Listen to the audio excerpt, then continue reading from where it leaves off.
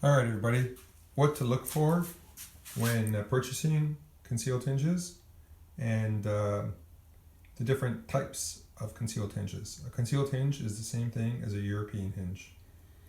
In the older days, only kitchens in Europe used concealed hinges, so when they started coming over here, they started calling them European hinges, and they still kept both their names.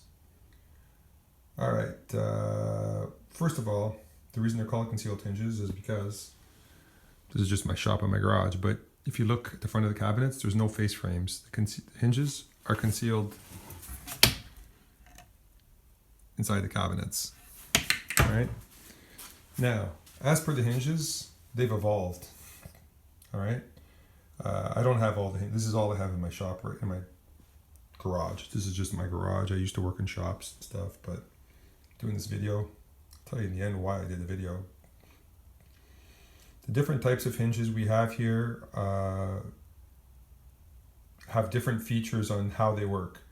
But basically, there's 2 or 3 dynamics on the adjustability of the hinges.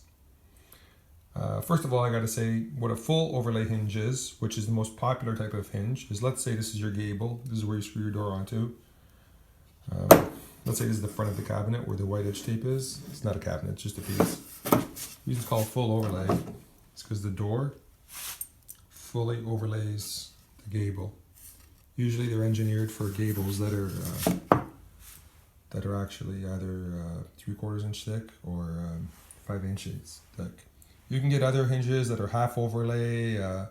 There's a whole bunch of different specialty hinges that I'm not going to talk about, but you could buy specialized hinges for corner cabinets, heavy duty hinges that, the degree of opening, how much the door swings open. There's a lot of different variables. A snap-on, snap-off, now that's the norm these days in a lot of ways. Soft touch, now soft touches, these things used to be fancy things in the past when I was getting out of woodworking. When I got out, soft touch wasn't in yet, but now it's even like big box stores have soft touch hinges and soft touch drawer slides and stuff like that. These things evolve, okay? They change with time. But you know what? You could buy higher and lower quality. When we started buying, okay, I'm going to turn it a little bit into a lecture. I don't care.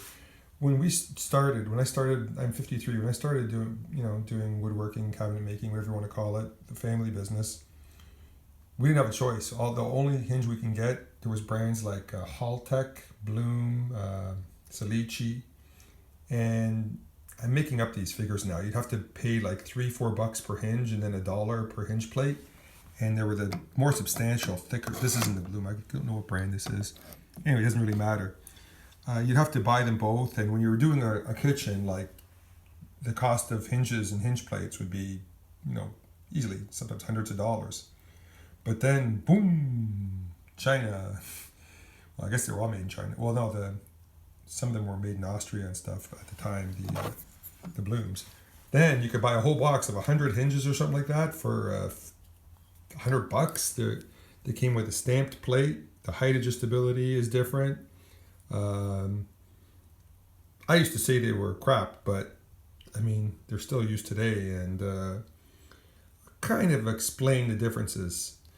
With a cabinet door, you got a couple of different types of adjustment. You have up, down, you have like in, out, and then you have the gap on the side, in, out, that way. Those are your basic, I guess, 3 adjustments. And basically, the way you adjust them differs on what type of hinge you have. I'm going to start off with height adjustment. The most common, cheaper form of height adjustment are these ones right here. Let's say this is screwed to your gable, right? Screwed into your gable with a screw. All you do is you loosen these bolts, and the screw stays in the same place, and the height of the door goes up and down. That's like the most common, cheapest, newest way. When you buy box like assembly line cabinets, sometimes they'll have like plastic sort of grommets in the melamine sheets already, and they're fixed. But basically you just loosen these screws and that's your height adjustment, your top and your bottom height adjustment, you know, with this type of hinge. Another type of height adjustment that I never liked, I can't film and show you this, is this one here. Is this, I can't turn it now because I'm on video, but it just sort of pivots like this. That was my least favorite. That was my least favorite. It pivots and the door goes up and down like that, right? And then my original, when I just started off woodworking, it was the blooms like this, where you just loosen this screw. And of course you have to loosen the screw on the top plate as well. And the whole hinge goes, the front, you see how see there how the little Robertson screw is kind of covered? That's because the plate went down a little bit. So there's different types of height adjustments with every type of hinge, and there's different quality of hinges. Like if you're doing expensive store fixtures and stuff, I don't think you want to use the stamp plates. If you're doing real high-end work, people say you can. Like, what's the difference? I'll admit I was wrong. I always thought that these stamp plates and cheap hinges were shit, but you know what? It's literally 20 years later and a lot of them are still around. One thing you want to be very mindful of is here, just to show you, is the screws you use. Like that's a little, like a green number, you know, the right screw there to, you know, a nice screw there. That screw to me is ugly and too big for the door. I mean, these are small details, but here's the one thing. If you're going from scratch and putting these in and making your own cabinets, be very mindful of the screw you use here. I would suggest don't just use screws left over. Use the biggest, most substantial screw you can. I would suggest here not using a flathead. Just, you know, use the best coarse wood screw you can that has the most amount of bite, right? I mean, you could get away with a number 6 skinny screw, but the reason you really want a good screw here is because 3 years down the road, 5 years down the road, 6 months down the road, when you want to adjust the height in this is going straight into the wood if you made the cabinets yourself, and you want it to be a nice tight squeeze. You don't want too fine of a thread like that, you know. Hey, it's doable. I've done it millions of times, but whatever, I would suggest using a good screw. I mean, they're not expensive, right? Anyway, like I was telling you, there's all different brands and types of hinges. There's a half overlay hinge. A half overlay hinge would be as if you had a piece in the middle and you had to put a door on each side. Of course, you always have to leave, you see the little spaces I left on the side of the middle? You have to leave a couple millimeters, or, you know, 1/8 minus. You need a gap between the doors because, you know, the doors, if they're too tight, they won't open. And I should do another video on how to adjust a door. One thing I will say with snap-on, snap-offs, one tip that I would recommend is, let's say you're installing your hinges on your doors. One thing that you'll find with these snap-on hinges is you have to install them parallel, or else when let's say you're installing your kitchen or cabinets or furniture, whatever it is, and you're snapping the door on and off, it could be a real pain in the ass. Here's one tip I would recommend when you're installing snap-ons and snap-offs. A regular hinge,